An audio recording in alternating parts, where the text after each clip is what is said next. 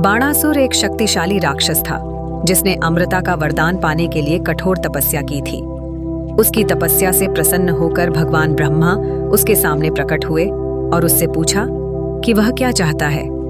उसने अमृता मांगी। भगवान ने कहा कि अमृता देना संभव नहीं है, लेकिन वह चुन सकता है कि मृत्यु उसका सामना कैसे करे।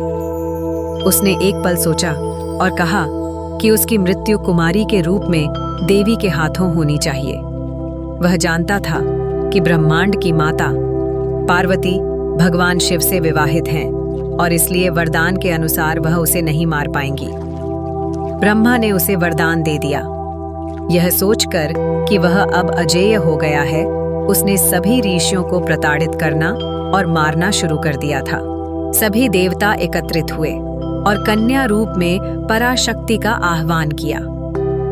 देवी एक छोटी लड़की के रूप में प्रकट हुई, कन्या कुमारी, जिसे श्री बाला के नाम से भी जाना जाता है। उन्होंने उन्हें अपने सभी हथियार सौंप दिए। कन्या कुमारी उपमहाद्वीप के सबसे दक्षिणी छोर पर उतरी और भगवान शिव को प्रसन्न करने के लिए तपस्या में बैठ गईं। वर्षों की कठोर तपस्या के बाद भगवान शिव प्रसन्न हुए और उनकी इच्छा के अनुसार उनसे विवाह करने का फैसला किया। विवाह के लिए चुना गया शुभ समय ब्रह्म मुहूर्त था। वह अपनी सभी दुल्हन की पोशाक में तैयार थीं। भगवान शिव अपने दिव्य निवास सुचिंद्रम से चले। अब सभी देवता चिंतित हो गए। यदि शिव कन्या कुमारी से विवाह कर लेते हैं तो उनके लिए वरदान के अनुसार राक्षस का नाश करना असंभव हो जाएगा। वे नारद मुनि के पास गए और उनसे किसी तरह विवाह रोकने के लिए कहा। नारद तुरंत मुर्गा बन गए और जब भगवान शिव की बारात लगभग कार्यक्रम स्थल के पास पहुंची तो उन्होंने बांग दी। मुर्गा हमेशा भोर होने की सूचना देता है। यह मानकर कि उन्हें देर हो गई है और मुहूर्त बीत गया है, शिव वापस लौट गए। कन्या कुमारी ने व्यर्थ प्रतीक्षा की। जो कुछ हुआ था उससे वह बहुत क्रोधित हुई। सभी खाद्य पदार्थ रेत में बदल गए। चावल जैसे छोटे छोटे कंकड़ और तट पर पाए जाने वाले रेत के विभिन्न रंगों को इसी के कारण माना जाता है। कन्या कुमारी फिर से तपस्या में बैठ गईं। इस बीच बाणासुर को एक युवती के बारे में पता चला जो ध्यान में लीन थी। वह कन्या कुमारी के पास आया और उसे देखा। वह उसकी सुंदरता पर मोहित हो गया और उससे विवाह का प्रस्ताव रखा। कन्या कुमारी ने मना कर दिया, लेकिन वह अड़ा रहा। क्रोध में उसने उस पर हमला कर दिया और दोनों के बीच भयंकर युद्ध हुआ।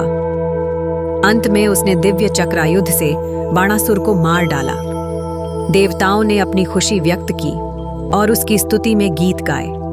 उसने उस स्थान को अपना स्थायी निवास बनाने का फैसला किया। आज भी कन्या कुमारी अपने दाहिने हाथ में जपमाला लेकर तपस्या में लीन है।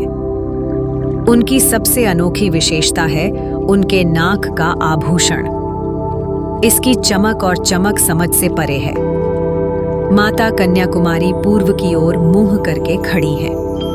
उनके नाक के आभूषण से निकलने वाली रोशनी इतनी शक्तिशाली और केंद्रित है कि नाविक इसे समुद्र तट से आने वाले प्रकाश संकेतों के रूप में भूलकर मुख्य भूमि की ओर चले जाते थे। उस क्षेत्र में चट्टानों के कारण उनके जहाज टूट जाते थे। इसलिए आज भी पूर्वी प्रवेश द्वार बंद है और तीर्थयात्री उत्तरी प्रवेश द्वार से प्रवेश करते हैं। पूर्वी द्वार केवल विशेष अवसरों पर ही खोला जाता है। जिस शिला पर कन्या कुमारी ने बाणासुर का वध करने से पहले तपस्या की थी, यह वही शिला है जिस पर स्वामी विवेकानंद ने 3 दिनों तक 25 से 27 दिसंबर 1892 बैठकर ध्यान किया था। उसके बाद उन्होंने राष्ट्रीय पुनरुद्धार की योजना और संकल्प तैयार किया था।